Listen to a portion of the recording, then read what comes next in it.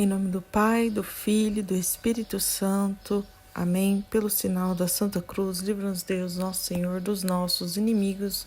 Em nome do Pai, do Filho e do Espírito Santo.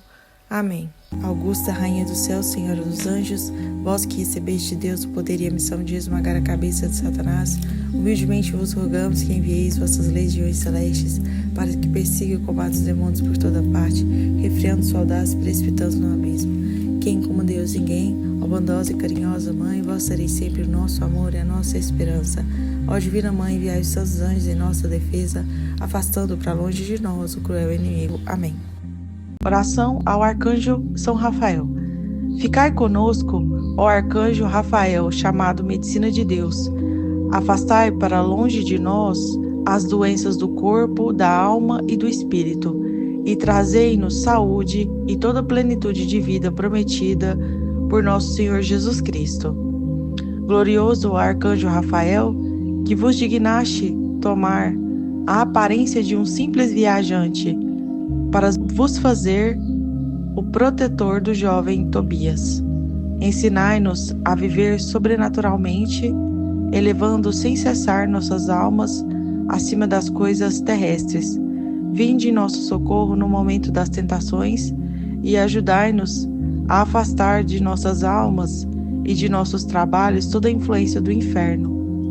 Ensinai-nos a viver nesse espírito de fé que sabe reconhecer a misericórdia divina em todas as provações e a utilizar para a salvação de nossas almas. Obtende para nós a graça de uma inteira conformidade com a vontade divina. Seja que ela nos conceda a cura dos nossos males, ou que recuse o que lhe pedimos. São Rafael, guia, protetor e companheiro de Tobias, dirige-nos no caminho da salvação, preservai-nos de todo perigo e conduze-nos ao céu.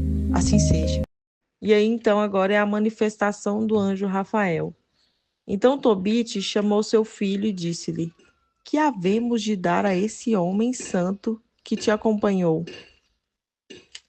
Meu pai, respondeu ele, que gratificação lhe havemos de dar? Que presente poderá igualar a seus benefícios? Ele levou-me e trouxe-me em boa saúde. Foi receber o dinheiro de Gabael, fez-me ter uma mulher e afugentou dela o demônio. Encheu de alegria os meus pais, livrou-me de ser devorado pelo peixe e fez-te rever a luz do céu. Enfim, ele culminou-nos de toda a sorte de benefícios. Que presente poderia igualar a tudo isso? É muito bonito que ele faz uma lista, né, de tudo aquilo que ele recebeu, e ele se mostra muito grato, né? E muitas vezes as pessoas recebem ajuda divina, ajuda de intercessão, e simplesmente esquece, né, daquela ajuda que ela recebeu, ou acha que foi dela mesma, ou que foi o universo que deu para ela, né? Ela esquece que tem os mediadores, as pessoas que estão ali fazendo todo o trabalho necessário, né? Que o universo ele não age por uma força extraordinária fora, né? O universo ele age, Deus age por meios que a gente toca, né? Se não existe, se o meio ele é material, o anjo ele se materializou. Então não é só um anjo, é aquele homem que estava lá, né? Rogo-te, meu pai, que lhe peças se digne aceitar a metade de tudo que trouxemos. Ele estava disposto a dar metade de tudo que eles acabaram de ganhar, né? Sem nenhum apego, sem nenhuma avareza diante de tantas coisas que eles receberam. Ele já estava disposto a dar metade. Chamaram-no, pois, o pai e o filho, e tomando-o à parte, rogaram-lhe que aceitasse a metade de tudo que tinha trazido. Então ele falou-lhes discretamente: bendizei o Deus do céu e dai-lhe glória diante de todo o ser vivente. porque ele usou de misericórdia para conosco. Não, para convosco, vocês. Se é bom conservar escondido o segredo do rei, é coisa louvável revelar e publicar as obras de Deus. Boa coisa é a oração acompanhada de jejum e esmola, que foi exatamente o que Tobit fez. Preferível aos tesouros de ouro escondidos, porque a esmola livra da morte, ela apaga os pecados e faz encontrar a misericórdia e a vida eterna. O que ele está dizendo? Meus queridos, vocês já pagaram antes. Vocês pagaram antes. E bem dizei agora, né? Agora, o que é que vocês já me deram, né? A mim, né? Que é Deus. Vocês já deram a Deus a oração, o jejum e a esmola, sendo pessoas de caridade, pessoas de fé. E agora você continua pagando, bem dizendo ao Senhor, dizendo a todo mundo, é louvável relevar e publicar as obras de Deus. Falar com a boca para as pessoas, dizer para as pessoas, dar testemunho. Eu recebi essa graça desta forma, eu recebi essa graça desta novena, eu recebi, sabe, dizer para as pessoas, proclamar sua fé para as pessoas, né? Dizer de onde tem vindo os benefícios de sua vida para as pessoas, para que as outras pessoas também tenham acesso a isso, né? Porque elas possam sair, às vezes, de uma crença que não está ajudando ela, que ela está ali rodopiando, não chega a lugar nenhum, e finalmente chegar numa crença onde tem promessa, onde as promessas são claras. Aquele, porém, que praticam a injustiça e o pecado são os seus próprios inimigos. Vou descobrir-vos a verdade, sem nada vos ocultar. Quando tu oravas com lágrimas e enterravas os mortos, quando deixavas a tua refeição e ias ocultar os mortos em tua casa durante o dia para sepultá-los quando viesse a noite, eu apresentava as tuas orações ao Senhor. Ele já estava observando o Tobit e já estava intercedendo por ele junto a Deus. Mas, porque eras agradável ao Senhor, foi preciso que a tentação te provasse. Então, é na hora que você está fazendo o que é certo que a tentação vem. Não é um castigo, é uma provação. Agora o Senhor enviou-me para curar-te e livrar do demônio Sara, mulher de teu filho. Eu sou o anjo Rafael, um dos 7 que assistimos na presença do Senhor. Ao ouvir essas palavras, eles ficaram fora de si e, tremendo, prostraram-se com o rosto por terra. Mas o anjo disse-lhes: a paz seja convosco, não temais. Quando eu estava convosco, eu estava por vontade de Deus. Rendei-lhe graças, pois com cânticos de louvor.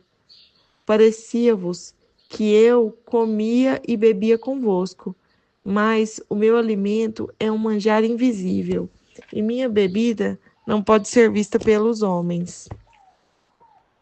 É chegado o tempo de voltar para aquele que me enviou. Vós, porém, bendizei a Deus e publicai todas as suas maravilhas. Acabando de dizer essas palavras, desapareceu diante deles, e eles não viram mais nada. Durante 3 horas permaneceram prostrados por terra, bendizendo a Deus. Eles receberam a graça, né? Da oração, de ficar ali na presença de Deus. Eles não conseguiram continuar a vida normal, eles ficaram 3 horas em adoração. Depois levantaram-se e publicaram todas essas maravilhas. O cântico de Tobit, né? Tobit tomou então a palavra e, em um transporte de alegria, escreveu esta prece: Sois grande, Senhor, na eternidade. Vosso reino estende de todos os séculos. Porque vós provais e em seguida salvais. Conduzes a profundos abismos abismos, e deles tirais, e não há quem possa escapar de vossa mão. Celebrai o Senhor, filhos de Israel, louvai-o em presença das nações, porque se ele vos dispersou entre povos que o não conhecem, foi para que publiqueis as suas maravilhas.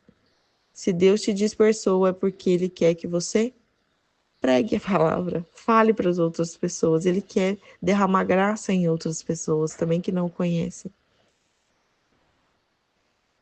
Publiqueis as suas maravilhas e lhe façais reconhecer que não há outro Deus onipotente senão Ele.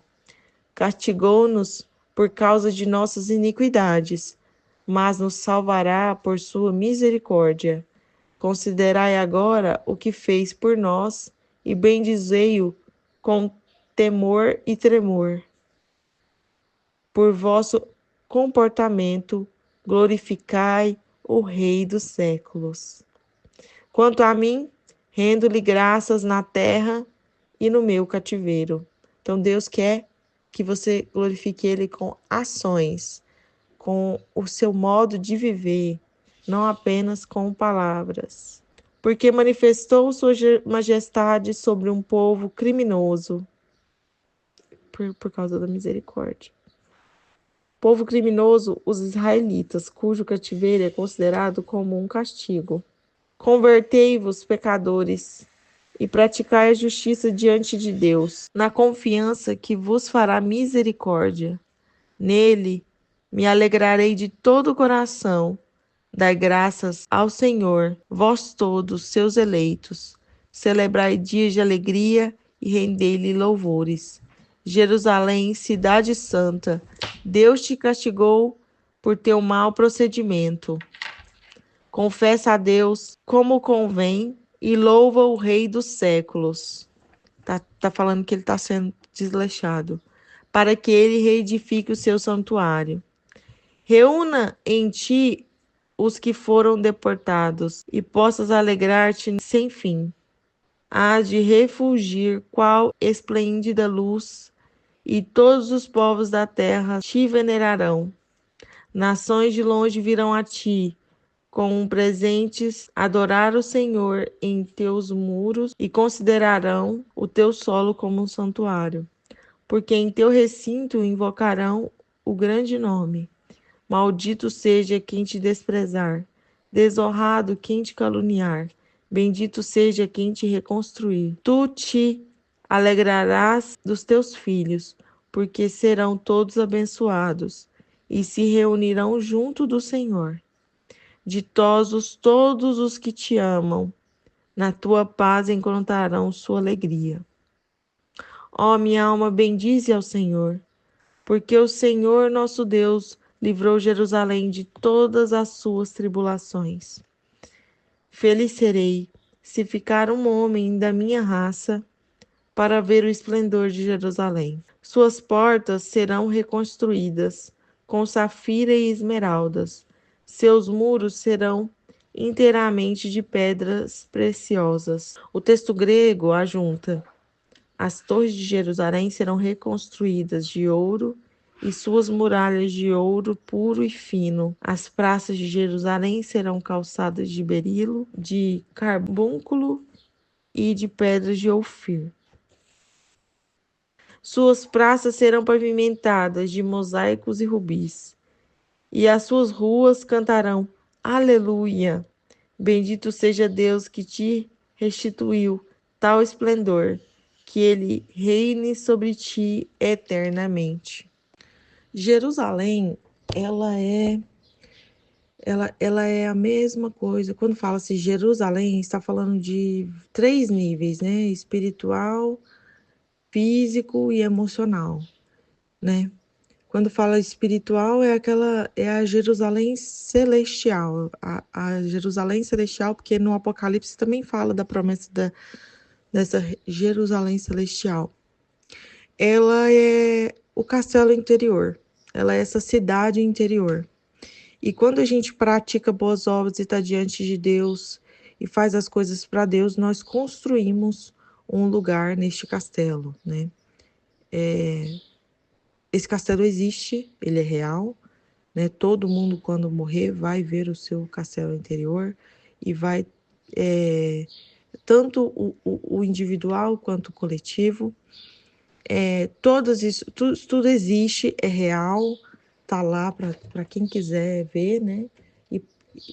E buscar a graça, né? Tem que buscar a graça, tem que mudar, tem que ser uma pessoa que deseja ver a glória de Deus. Então, tá lá, para quem quiser ver, né? A paz eterna. Aquela coisa que você, quando você chega lá, você não quer voltar. Você não quer voltar para cá nunca mais, mas infelizmente, né? Tem que voltar. Quem teve que voltar, que volte, né? Que lute e fique aqui mesmo sofrendo e sabendo que, pelo menos sabendo que o céu existe, que o céu tá lá, espera que no final da batalha a gente vai poder ver a glória novamente algum dia. Mas tá lá. Então, esse é Jerusalém, esse castelo interior, né, de Santa Teresa d'Ávila, e ele tem muitas moradas, né, como o próprio Jesus disse, a casa de meu pai tem muitas moradas, e, e tá lá. E também tem a Jerusalém, que ela é porque Davi, ele escolhe Jerusalém como a cidade principal, né, como se chama, é capital. Então, na época de Davi, ela tinha glória, né? E aí ela foi caindo, né? Ela foi tendo esse. Ela sobe e desce, né? Assim como é tudo aqui com Deus. E aqui mesmo ele fala, né? Você é o Senhor do alto e do baixo. Você faz a gente subir, faz a gente se descer. Você joga a gente para um lado, joga a gente para o outro. É assim mesmo, né? Porque é assim que o Senhor ensina, através do contraste. É assim que você. Porque o que educa não é a dureza e nem a liberdade. Nenhum dos dois educa. Nem a dureza, nem a liberdade. O que educa é a dureza com a liberdade. Então, assim, o pai e a mãe, para educar bem um filho, ele tem que ser muito amoroso e muito rígido ao mesmo tempo. Se ele não for, se ele for só rígido, rígido, rígido, rígido, rígido, rígido, o filho toma raiva dele. Se ele for amoroso, amoroso, amoroso, amoroso, amoroso, amoroso, o filho fica folgado. Então não pode, ele tem que ter essa maturidade, né, a sabedoria de ser rígido e muito amoroso. E tem que ser muito. Por quê? Porque aí o filho pega contraste. Quando eu sou assim, meu pai quase me mata. Quando eu sou assim, meu pai me enche de amor. Então é isso, é os dois. Toda vez que o filho precisar ser muito corrigido, ele deve ser corrigido com dureza. Toda vez que o filho for muito bem, ele estiver sendo amoroso, estiver sendo um menino obediente, ele deve ser muito amado. Senão não existe contraste e não existe consciência. A criança não entende o que é certo, o que é errado. E a vida faz isso também. Se o pai e a mãe for relapso, a vida fará esse papel, né? Depois a pessoa vai sofrer mesmo, dando cabeçada na vida, se lascando e tendo que aprender com Deus mesmo, Todo-Poderoso, que ele vai agir através de outras pessoas, da vida. Então, essa Jerusalém, neste momento, é engraçado isso, me fala do retorno de Jesus e tudo, e onde que estava, onde está o conflito, né? Em Jerusalém. Ali na faixa de Gaza e tudo mais, nós estamos tendo uma guerra lá nesse momento. Fala que a guerra terminou, mas será que terminou mesmo? A gente não sabe, porque a gente não está lá, né? Querendo ou não, eles ainda estão vivendo aquelas tensões, né? A gente nunca sabe quando Imagina, você acabou de sair da guerra, como é que você vai saber se realmente acabou, né? Porque depende da cabeça de uma pessoa, mais ou menos, né? Não é uma pessoa só, né? É um conjunto de pessoas, mas é a cabeça de um presidente. O presidente falou que vai para cá, vai ter que ir para lá. Se o presidente falou que vai para cá, vai ter que ir para lá. Então, depende muito da graça de Deus mesmo. A gente não tem controle nenhum sobre a situação e a gente não sabe até quando vai os conflitos. A gente não sabe até quanto esse mundo vai cair, até quanto as coisas vão ficar como estão. Mas se Jesus disse que vai voltar, ele vai voltar. Porque se Ele falou, tá falado. E ele vai voltar interiormente, né? Ele volta, assim, individualmente, estabelecendo ali um reinado, Lila, estabelecendo ali um reinado na pessoa, no coração da pessoa, no espírito e na alma da pessoa. E ele vai voltar materialmente. É uma promessa. Ele diz que vai voltar. Então, tudo aquilo que os crentes, os testemunhos de Jeová e tudo mais, que estão esperando essa volta de Jesus, ela vai acontecer, né? E é dito que nós devemos esperar. E que cada geração deve esperar como se fosse aquela que ia voltar. Então, é nossa obrigação. Se você segue a Deus, se você acredita em Jesus, se você crê em Jesus, você tem que acreditar que ele voltará na sua geração. E não um dia que perde de vista, não. A nossa obrigação é dizer, ele vai voltar hoje, ele vai voltar hoje, ele vai voltar hoje. Todo dia esperar a volta de Jesus. Tá com o nosso coração no lugar certo, na graça de Deus, esperando, né? Que ele volte o quanto antes para que a gente seja um daqueles que perceba, né? Que perceba que está voltando, que as dores de parto estão levando ao grande nascimento, né? Que nós estamos nesse sofrimento que logo virá algo bom. Assim como Tobit estava lá no dele, sofrendo, sofrendo, sofrendo. E aí a gente vê que são dois contextos, porque algo de muito bom acontece na vida de Tobit, mas ainda ele está exilado, ele ainda está em situação ruim. Mas individualmente ali para a família dele, Deus está presente, está cuidando deles e tá fazendo tudo dar certo, apesar das outras dificuldades. E sempre foi assim, né? Ele sempre teve a graça de Deus, Deus sempre deu fartura para ele, a ponto dele poder dividir com os outros, né? Então, a gente tem que ter muito essa visão também de que por que será que Deus está me castigando? Individualmente, né? Apesar das coisas que estão acontecendo fora, por que eu estou passando necessidade, material principalmente? O que será que Deus quer me ensinar com isso? Será que ele está me exortando ou será que ele está querendo me provar? E aí só Deus mesmo para falar, né? E ele fala. Deus, quando quer exortar, ele esfrega na cara. Ele só fala daquilo. Ele bate na mesma tecla o tempo todo, pedindo que você tenha uma transformação de vida. Enquanto você não tiver essa transformação de vida, ele não vai abrir as portas para você. Ele deixa muito claro. Deus fala com a gente o tempo todo. O tempo todo Deus está falando. A gente que não para ouvir, a gente que fica nas nossas neuras, seguindo a vida meio adoidado e não percebe. Mas Deus está falando o tempo todo. Deus tá dando sinais o tempo todo. A pessoa que não consegue ver, porque ela não para ouvir, porque ela não quer ouvir, porque no fundo ela não quer mudar. Porque Deus, ele pede mudanças radicais. É radical. Quando ele quer uma coisa, ele quer que seja radical, ele quer que seja daquele jeito. Você tem que abrir mão de tudo. Você tem que abrir mão de tudo, desapega de tudo e faz o que Deus quer. Quando você faz isso, repetidas vezes, você prova para Deus que você é confiável, de que você não é apegado às coisas que você tem. Não se pode ser apegado a absolutamente nada, nem à própria opinião. Essa que é a grande coisa. Você não pode se apegar nem à sua opinião sobre Deus. Se você adora Deus de um jeito, você tem um relacionamento com Deus. E ele diz, o nosso relacionamento a partir de hoje vai mudar.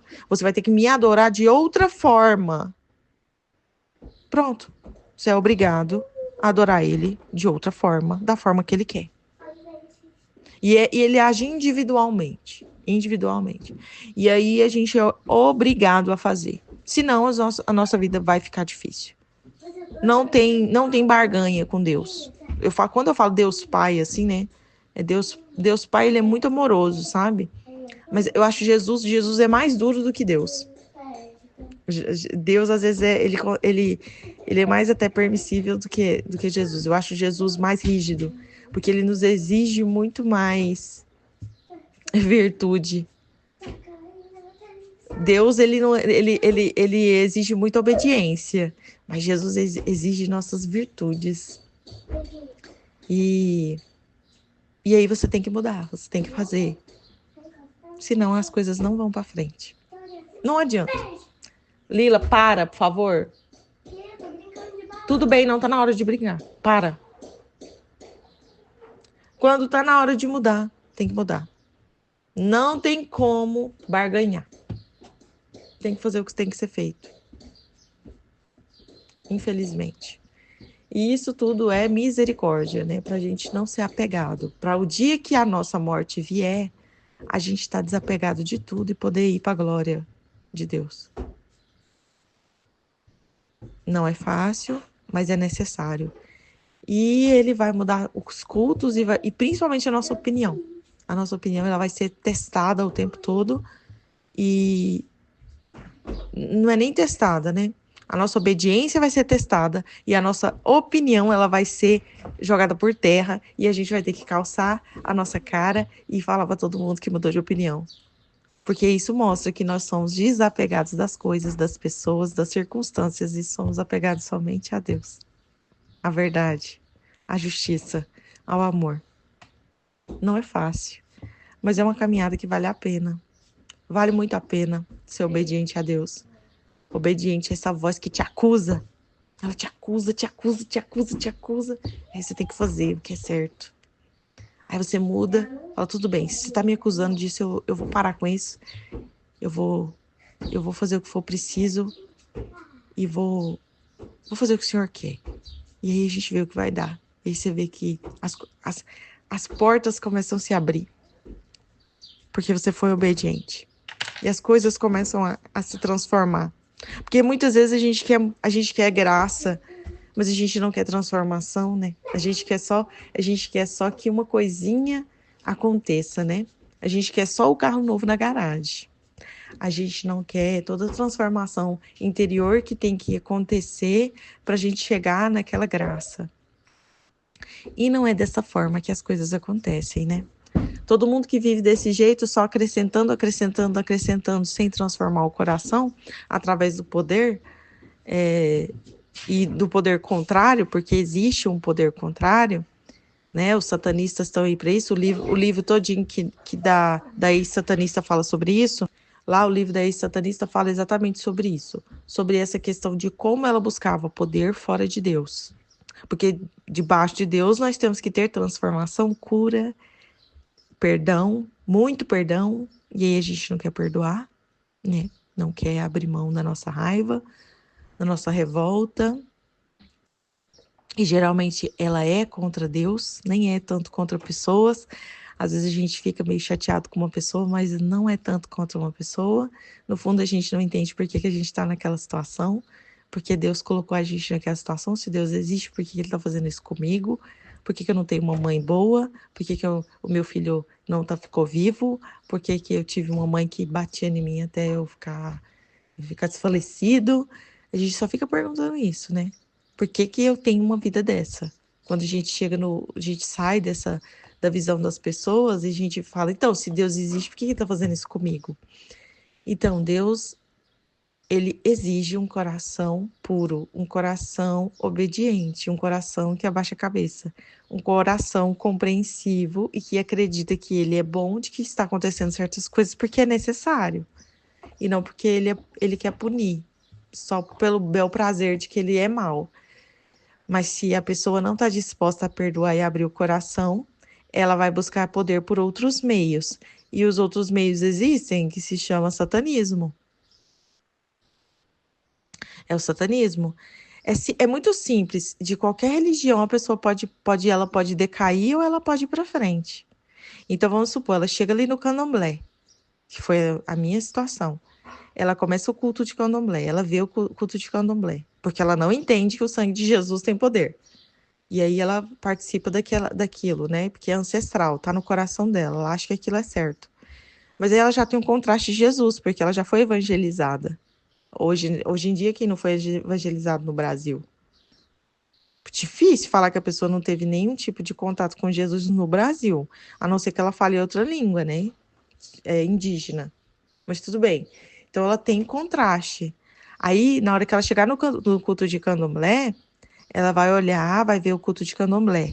Aí ela vai começar a ver as intenções das pessoas, por que as pessoas pedem trabalho, o que acontece ali por trás, como é que aquele terreiro, qual é o sentimento por trás do terreiro, se aqueles irmãos têm união, se aqueles irmãos têm raiva, se eles fazem feitiço um contra o outro, se existe fofoca naquela casa, né? Se o pai de santo ele trata bem as pessoas, ou se ele é falso, ou se ele fala mal dos filhos. A pessoa começa a perceber.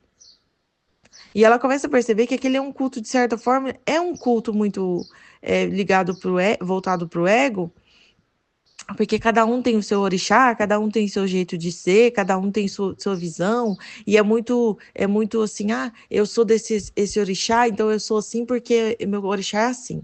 Então eu sou ciumenta porque eu sou filha de Oxum. Então eu sou assim, sabe, é como se a pessoa começasse a se justificar pelas seus defeitos. E a pessoa que ela é de Jesus, que ela já entendeu o que é o evangelho, qual que é o objetivo, que o objetivo é o amor, que a gente deve ser, que a gente deve se transformar, que a gente deve dar perdão, ela vai vendo que aquilo não vai fazendo muito sentido. E aí, apesar dos conflitos internos de, ai meu Deus, será que isso é o certo? Será que é isso que Deus quer para mim? O próprio Deus vai mostrar para ela novos caminhos, novos contrastes. Ele vai guiar ela se ela não for apegada à opinião dela. Se ela não for apegada, eu falei isso aqui e agora eu tenho que ir até o... Se fosse assim, eu teria feito minha cabeça no candomblé, ué. Que eu era tão apaixonada, falei que eu amava aquilo. Mas e aí? Aí depois sabe o que acontece? Vem escarnecimento quando você abre mão daquilo. As pessoas falam que você é doido. Foi isso que aconteceu comigo. Falaram que eu era doida. Falaram mal de mim pra um monte de gente. Só porque eu tinha abrido mão do culto. Só porque eu tinha abrido mão daquilo. Por quê? Porque a pessoa é má? Não, porque a pessoa é ignorante. Ela não entende Deus ainda. Tá muito longe da compreensão de Deus. De que Deus, ele quer uma coisa individual e que ele faz o que ele quiser com as pessoas. E que não existe esse culto certo. Existe o culto que Deus quer te mostrar. Na verdade, existe o culto certo, né? O culto certo é que você ame a Deus sobre todas as coisas. Ponto final. E aí o próximo como a ti mesmo. E aí Deus, Jesus vem e fala assim, não, eu quero que você ame o próximo como eu vos amei. E aí é ver o outro como você mesmo e ver o outro como Jesus. É um outro nível, é olhar para o outro e ver você. E aí se você se ama, você ama o outro. Se você não se ama, você não ama o outro. Aí tá tudo bem, né? Você é doente. Você é doente.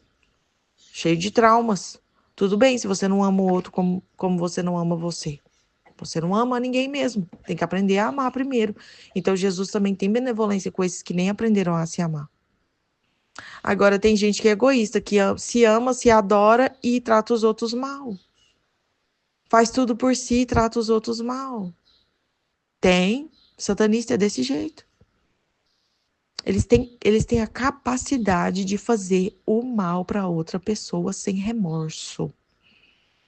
É um negócio muito esquisito.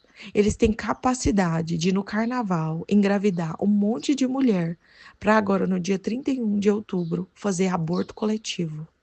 Em rituais satânicos horrendos. E existe.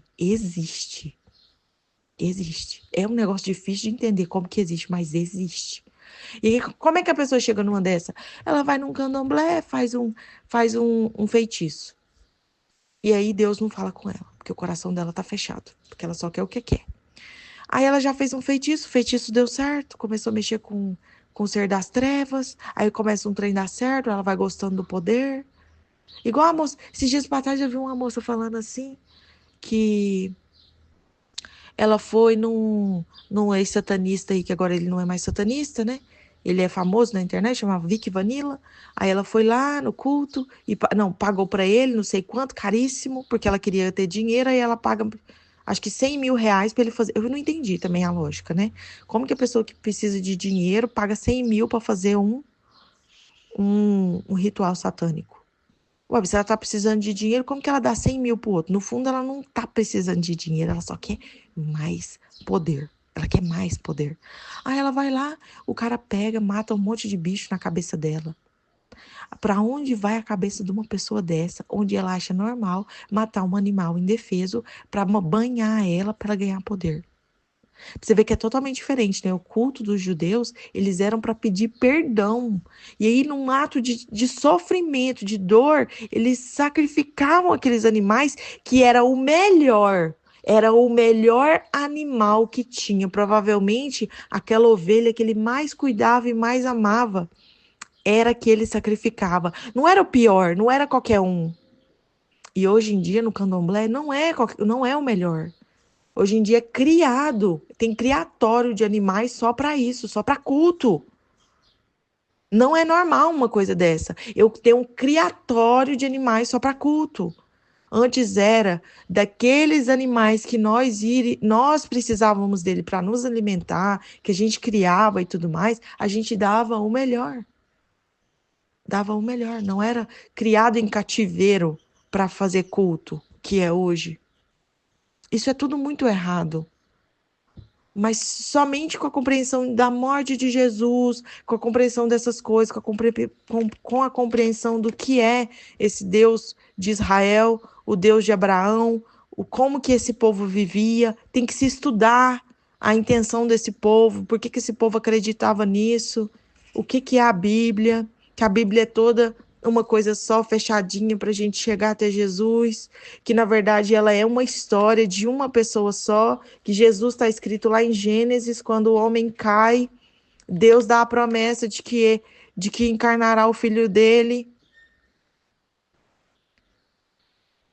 Aí ele será o sacrifício. Então Jesus está em Gênesis e depois ele vem no Novo Testamento, a partir do Ave Maria. E o Ave Maria é o centro da Bíblia. É o centro. É onde a promessa... Por isso que a gente faz o Ângelus. 6 horas da manhã, meio-dia e 6 horas da tarde. Para a gente lembrar da promessa de Deus que foi cumprida no Ave Maria, no ventre de Nossa Senhora. E antes, a Jerusalém era onde ficava a Arca da Aliança. Mas hoje em dia não existe a Arca da Aliança mais. Qual é a Arca da Aliança? O Sacrário. O Sacrário é a Arca da Aliança. Quem é a Arca da Aliança? Nossa Senhora, a Arca da Aliança. E agora todo sacrário dentro de uma igreja católica, infelizmente é a igreja católica, tá lá que a gente tem às vezes repulsa dela, porque infelizmente em nome da igreja se fizeram muitas atrocidades e mancharam o nome da igreja, mas aí só fica na igreja quem tem a revelação. Só vai para a igreja quem tem a revelação, porque é assim mesmo. Tem uns lá que fica de gaiato que depois vai acabar saindo para depois voltar. É assim mesmo.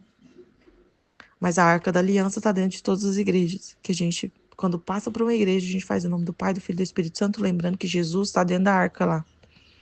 E aquela arca é a representação de Nossa Senhora. Então, Jesus e Nossa Senhora está dentro de todas as igrejas católicas. Queira a gente aceitar ou não.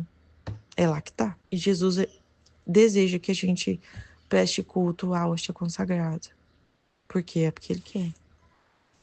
E cada um vai ser chamado no seu tempo.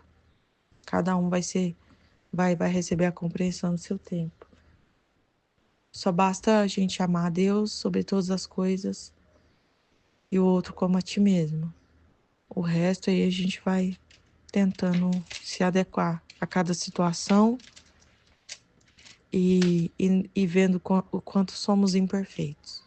Ladainha do Arcanjo Rafael. Senhor, tende piedade de nós. Cristo, tende piedade de nós. Senhor, tende piedade de nós. Jesus, ouvi-nos. Jesus, atendei-nos. Deus Pai Celestial, Criador dos Espíritos Celestes, tende piedade de nós. Deus Filho, Redentor do mundo, a quem os anjos desejam sempre contemplar, tende piedade de nós. Deus Espírito Santo, felicidade dos espíritos bem-aventurados, tende piedade de nós. Santíssima Trindade, que sois um só Deus, glória dos santos anjos, tende piedade de nós. São Rafael, anjo da saúde, rogai por nós. São Rafael, um dos 7 espíritos que estão sempre diante do trono de Deus, rogai por nós. São Rafael, fiel condutor de Tobias, rogai por nós. São Rafael, que afastais para longe de nós os espíritos malignos, rogai por nós. São Rafael, que levais nossas preces ao trono de Deus, rogai por nós. São Rafael, auxílio nas tribulações, rogai por nós. São Rafael, consolo nas necessidades, rogai por nós. São Rafael, que tornais felizes os vossos devotos, rogai por nós. Jesus Cristo, felicidade dos anjos, perdoai-nos. Jesus Cristo, glória dos espíritos celestes, ouvi-nos. Jesus Cristo, esplendor dos exércitos celestes, tende piedade de nós. Oremos. Ó Deus, que em vossa inefável providência fizeste São Rafael, o condutor fiel de vossos filhos em suas viagens, humildemente vos imploramos que possamos ser conduzidos por ele no caminho da salvação. Experimentemos seu exílio nas doenças do corpo e da alma. Por Jesus Cristo, nosso Senhor. Amém.